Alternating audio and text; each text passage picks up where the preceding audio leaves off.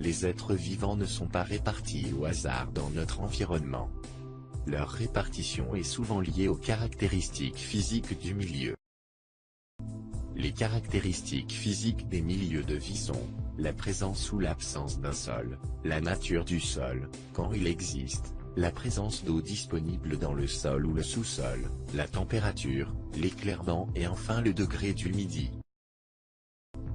Certaines de ces caractéristiques physiques peuvent être mesurées avec des instruments. La température du milieu, air, eau, sol, est mesurée avec un thermomètre qui indique le plus souvent une température en degrés Celsius. Le degré d'humidité de l'atmosphère est mesuré par un hygromètre qui indique un pourcentage d'humidité.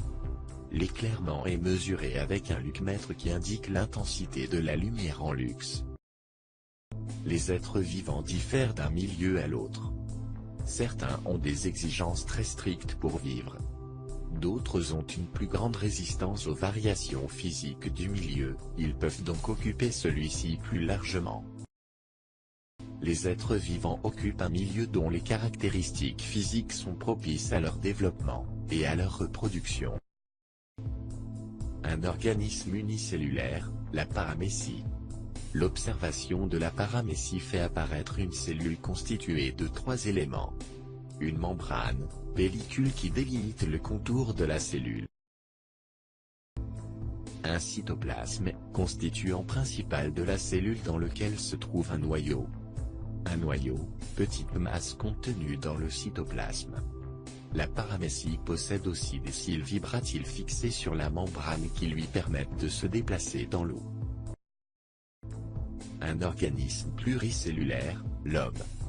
L'analyse microscopique de l'épithélium buccal humain révèle des éléments identiques les uns aux autres, et jointifs.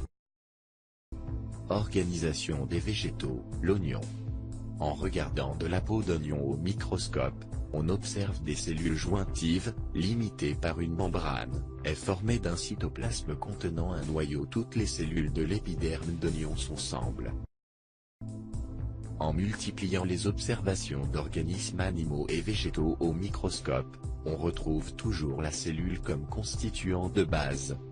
On peut en conclure que la cellule est le point commun à tous les êtres vivants. Il y a donc une unité du monde.